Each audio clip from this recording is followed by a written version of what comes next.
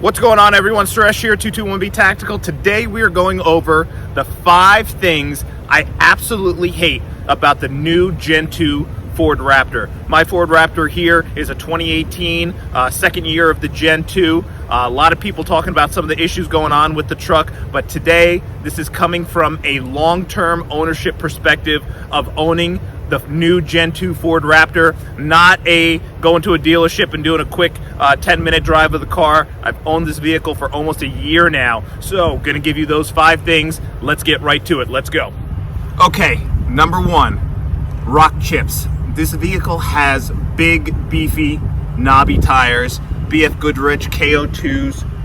One of the things that you could probably see right here is the tire actually sticks out a little bit past this little fender they give you built into the wheel fender here. Now you have these heavy duty running boards here that are powder coated with this nice rough material, really nice, really sturdy.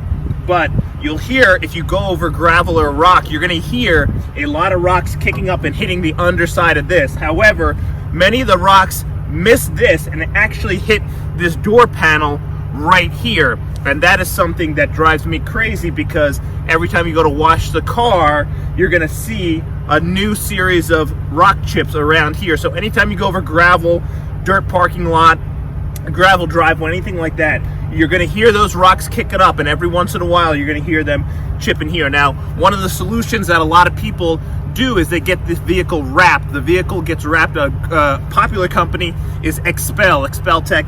They have the clear bra, if you would, the clear film that goes over the car. However, this is very expensive. A friend of mine that had the Raptor got his entire Raptor wrapped in this clear film, paint protective film, and it was almost $8,000, I think, to wrap the whole vehicle. To do both doors, the front and the sides, I think was almost $4,000. So it's an expensive outlay. If you're gonna keep the truck for a long time, definitely recommend taking a look at that, because this vehicle is prone to a lot of rock chips. Is that something that drives you crazy?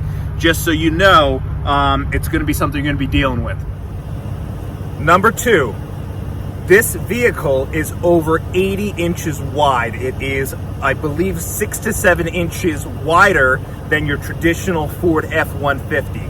And there's a lot of things that come with that. I'm gonna get into that a little bit later. But one of the things that I mentioned in the other video that a lot of people responded to was it's very hard to park this vehicle in a traditional parking space. So because it's so wide, and we're gonna get to that point on one of the things, one of the 5 things in a minute. But one of the things that I can't stand with a vehicle this wide is these mirrors. These mirrors are great.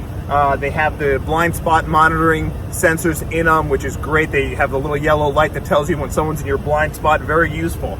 However, a lot of vehicles I've owned before had a feature where when you lock the vehicle, the mirrors fold in nicely. Now, these mirrors do fold in, but you have to do it from the button on the door panel on the inside of the vehicle.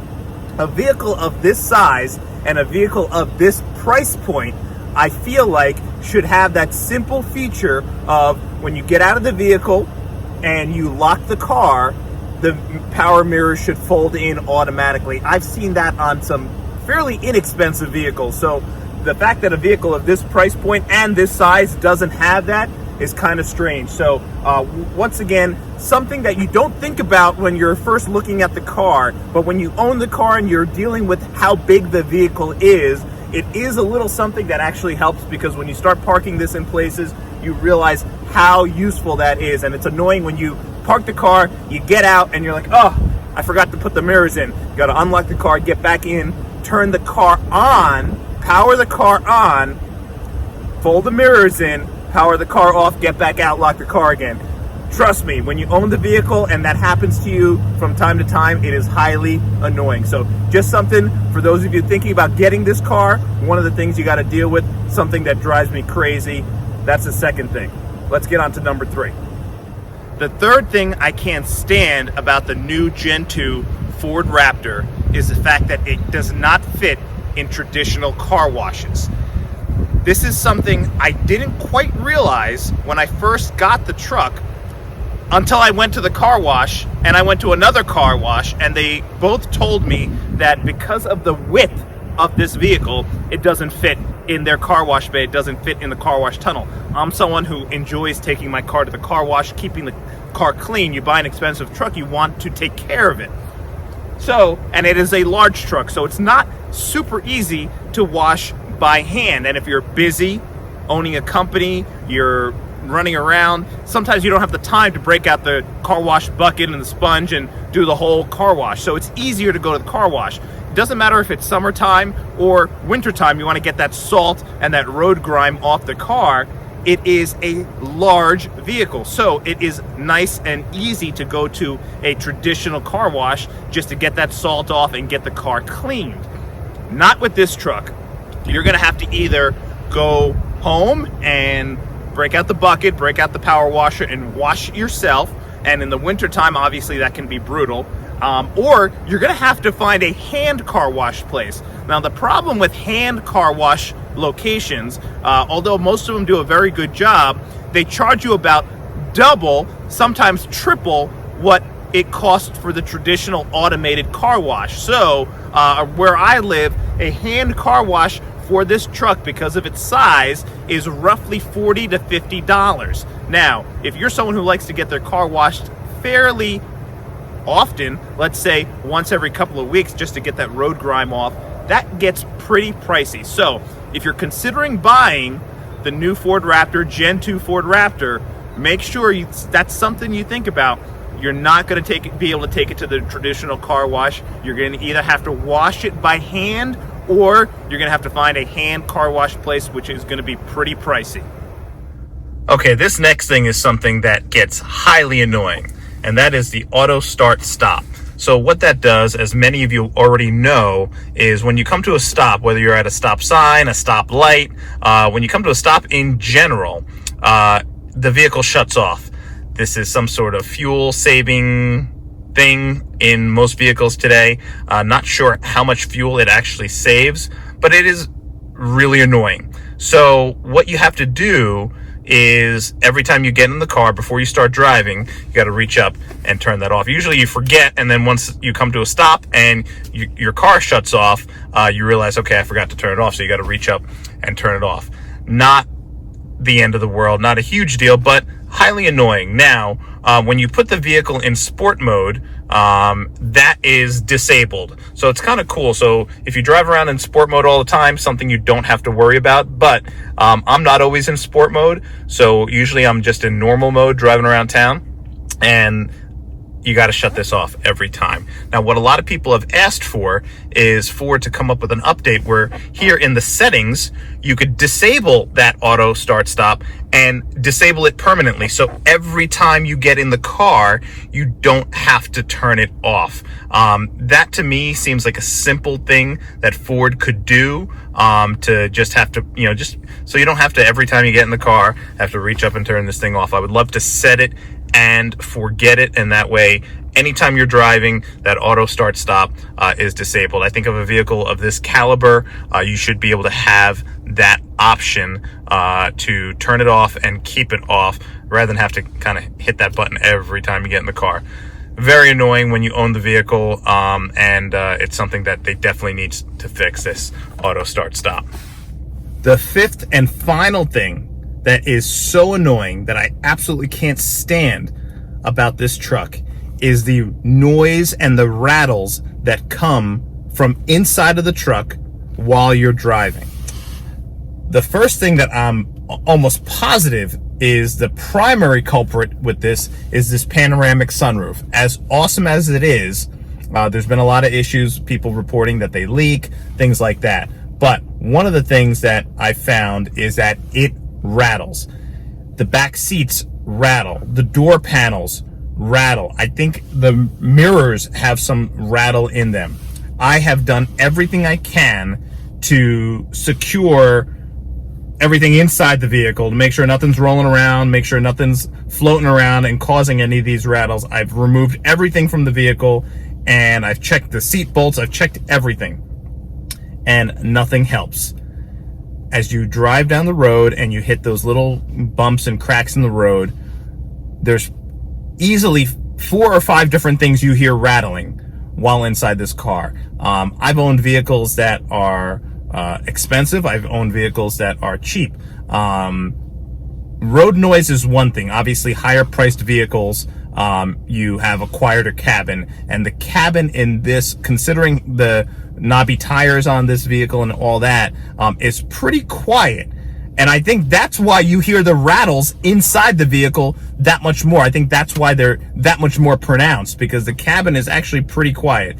But then you hear all these rattles, things shifting, and it's definitely plastic on plastic, definitely not a metal on metal kind of thing. It's definitely either door panels, seats shaking. I usually have the back seats up. I've tried having the back seats down. The sunroof, I've tried to look at everything with the sunroof to figure out how I can get it to stop rattling.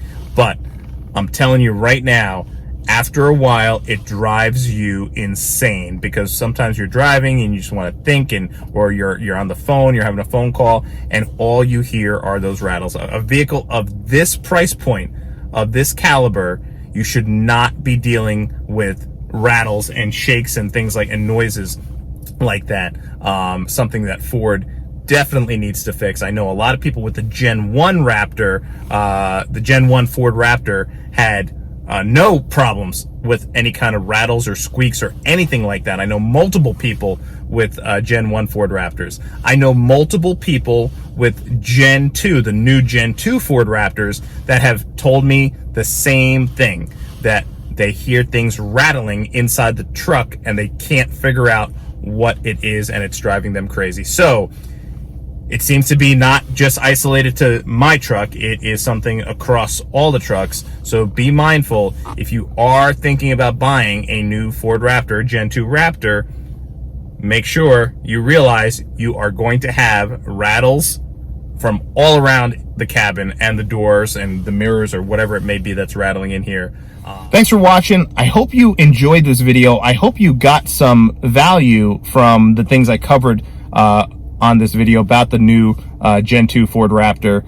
Whether you're looking at a 2017 pre-owned or you're even looking at the 2020 new, brand new Ford Raptor, you got to realize that this vehicle and the things I went over today, all of those things are going to translate, because the vehicle has fundamentally remained unchanged. The only difference really between the 2017 and the 2020 is that in 2019 they added the Fox live valve shock technology, and that translated to the 2020 Ford Raptor as well. But other than that, the vehicles are almost identical, and they're gonna, well, I'm not gonna say they drive the same, because a lot of people are complaining about the 2019 and the 2020 Ford Raptors not drive, or being too rough, too harsh. So they don't like the ride of them. The ride of this one is pretty darn good, and I'll go over that in another video. But just know that the things I went over are going to be things that you're going to probably deal with on any new Gen 2 Ford Raptor that you do get. This is coming from a long-term ownership experience. I've owned this vehicle for almost a year now. So when I was researching this vehicle, the videos that were out there were people just going up to a car dealership and doing a video walk around and a quick little test drive around the block and telling you their feedback on the Ford Raptor. That's great, but let me tell you, when you own the truck, you find out a lot more about the truck. So I wanted to put this out there because there wasn't a lot of long-term ownership, real experience with a Ford Raptor videos out there. So hopefully this helps you if you're considering buying the Raptor, or even if you're just a Raptor fan. Ford Raptor is a great truck, a lot of followers. So hopefully you get some value out of this. Of course, if you like the video, hit that like, hit that thumbs up, and if you want to see more content, leave a comment below on what else you want to know about the truck, or anything else, because we're not only just doing our 221B tactical gear reviews, we are expanding to some of the other things in my personal world that I use, I like, I dislike, because if I could share with you my long-term real life experience with them, then it's going to help take care of you and maybe help you save some time, save some money, whatever. So that's why I'm doing these videos for you guys. So let me know, comment below what else you want to know about the Gen 2 Ford Raptor. And if you have questions about some of the older ones, I have plenty of friends with the older ones, or if you have questions about the new one, let me know. I know a lot of people who actually work for Ford, so been dealing with Ford on a couple of different things with regard to the Raptor, so I got some insight there. So comment below and subscribe so you see more of the content, and let us know more of what you want to see. Thanks for watching, and stay tuned because we got some more awesome content coming at you soon. Take care.